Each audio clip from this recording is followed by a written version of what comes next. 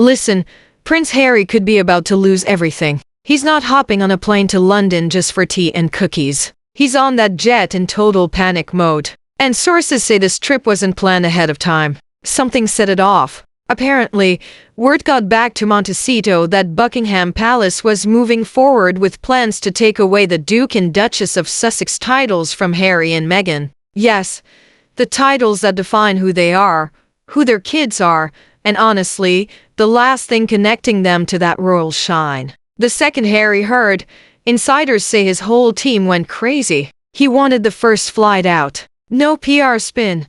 No public statement. No big show. Just him, a private jet, and a desperate mission to save what's left of his royal identity. And here's the crazy part. The person he's rushing to convince isn't even his dad. No, it's his brother. Because while King Charles is quietly fighting cancer and staying out of drama, Prince William has officially taken control, and William, my friends, has made it very clear he's cleaning house. Palace whispers say Harry wants a face-to-face meeting with both his dad and brother before anything becomes official. He's even ready to admit he messed up, hoping that being humble might earn him one last royal lifeline. But here's the thing, the palace hasn't confirmed a single detail about Harry's visit. No welcome. No public acknowledgement. Nothing. And when Buckingham Palace goes that quiet, it usually means one thing. They're not happy he's coming. So, as Harry's jet cuts through the clouds toward London, one truth becomes impossible to ignore. He's not just flying home, he's flying straight into a royal showdown. Behind those palace walls, something major has shifted, and most of the world has no clue. Charles may still wear the crown, but William, he's the one running the kingdom. Insiders have started calling this the pre-succession period. Royal code for William's already calling the shots. King Charles's sickness has made him softer, quieter, and more sentimental. But William isn't here for feelings. He's here for results. William isn't talking about forgiveness or family. He's talking about protecting the brand, financial accountability, and survival. To William, the monarchy isn't just a family, it's a business. And lately, that business has been bleeding reputation. Every scandal, every tell-all book, every Netflix confession, it all points to one name, the Sussexes. And with Charles too weak to step in, William's decided it's time to take the wheel. He's already meeting with advisors, drafting reforms, reshaping how the monarchy operates. If you want to know when patience finally ran out, two words, guys, the Yorks. Prince Andrew and Sarah Fergie Ferguson have turned royal embarrassment into an Olympic sport. The Epstein scandal is back in the spotlight, and this time it's worse. Behind palace doors, whispers say more emails are about to come out, ones that could tie Andrew, not just to Epstein socially, but financially. There are even claims that Scotland Yard may have been used to run a smear campaign against Virginia Roberts, one of Epstein's accusers. And then there's Fergie. Oh, Fergie. According to insiders, she allegedly took over £2 million from Epstein, possibly way more. Some even say Epstein quietly supported her lifestyle for nearly 15 years. If that's true, it's explosive, because that means she wasn't just looking the other way. She was letting her own reputation and by extension the royal name be funded by scandal money. Now imagine William sitting in Kensington Palace reading all of this. His jaw tightens, his hand clenches, and he realizes that the rot isn't just in the tabloids, it's inside the family. So, he does what no one else dares to do. He starts cleaning house. Here's where it gets juicy. Because when William gets serious, he doesn't yell. He lawyers up. Behind those palace gates, the tea is piping hot. Sources claim William has quietly put together a team of legal minds, the kind who speak in phrases like constitutional clause and title revocation. Remember that petition the public started months ago to strip the Sussexes' titles? Parliament brushed it off at the time, saying only the monarch could do that. Well, guess who's making sure the next monarch can? Allegedly, palace lawyers are drafting documents. The idea? Start with Prince Andrew. Strip his titles first to establish a legal pathway, then use that same process on Harry and Meghan. That way, no one can scream personal vendetta. It's neat. It's calculated. It's icy. And get this, word from the hallways of Westminster is that members of Parliament are quietly backing William. They want a cleaner crown, a modern monarchy that actually follows the rules it preaches. So, while Harry is crossing the Atlantic, hoping for a family talk, William is building a legal case that looks less like sibling rivalry and more like a corporate takeover. The Crown, it seems, is preparing to file its paperwork. Meanwhile, across the ocean, Meghan is doing what Meghan does best, turning headlines into branding. Insiders say Meghan's gearing up to launch her very own makeup line, a move that's sending Buckingham Palace into quiet panic. Because remember, the late Queen specifically told her not to use royal titles for making money. But Meghan, she's doing exactly that. And the twist. Allegedly, Meghan has legally changed her last name to Duchess of Sussex. Not as a title, as a surname. Meaning, even if the palace strips her of the title, she can still sign business contracts as Meghan Duchess of Sussex. It's bold. It's cheeky. It's pure Hollywood audacity wrapped in royal silk. William, however, isn't amused.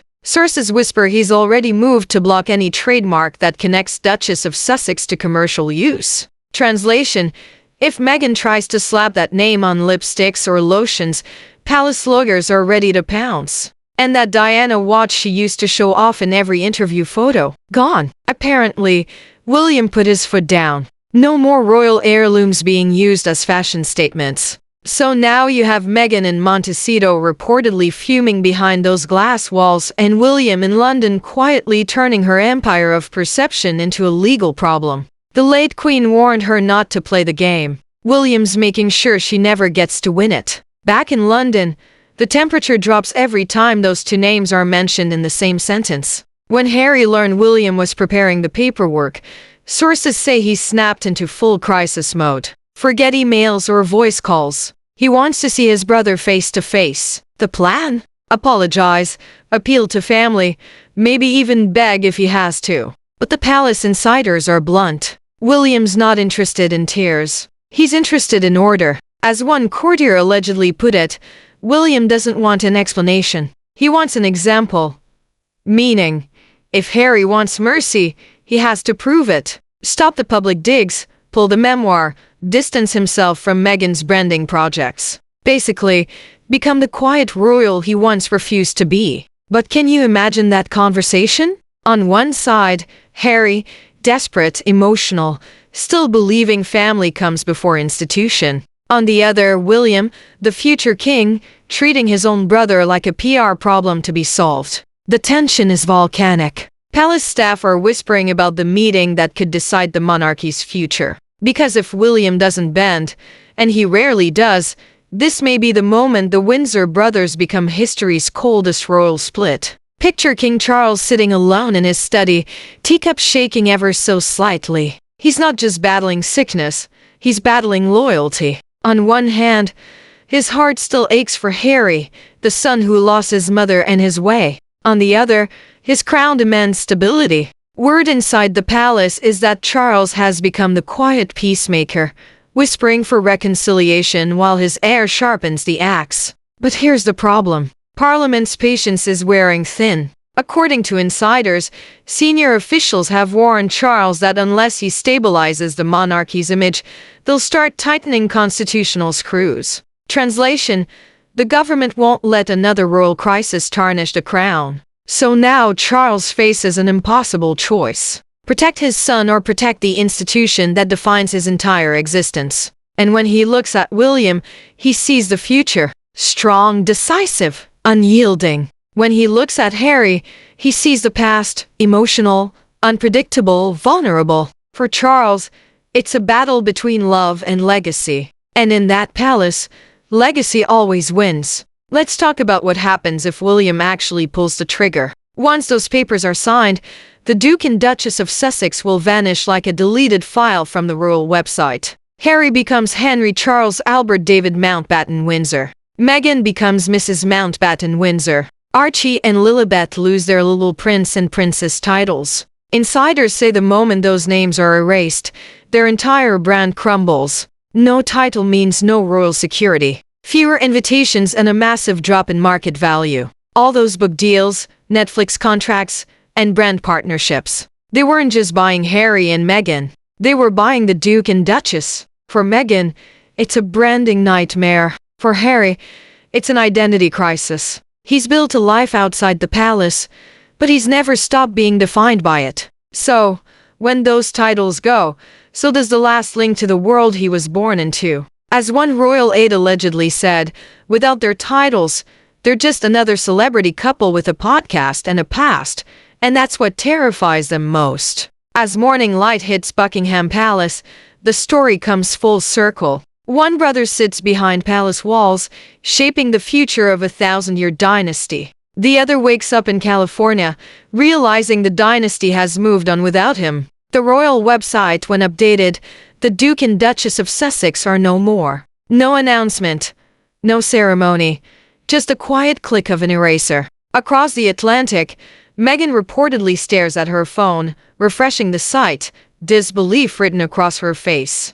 For years, she built a brand around that title. Now it's gone, like it never existed. Harry, meanwhile, is left with the echo of his last conversation with William, a cold stare that said everything words never could. But make no mistake, this isn't just an ending. It's the start of a new royal era. William's purge has reshaped the monarchy into something sharper, colder, but undeniably stronger. The age of indulgence is over. The age of accountability has begun. And as new dawn spreads over Buckingham Palace, bathed in golden morning light, one truth remains. The crown survived, but the family did not. Because in the end, power doesn't whisper, it reigns.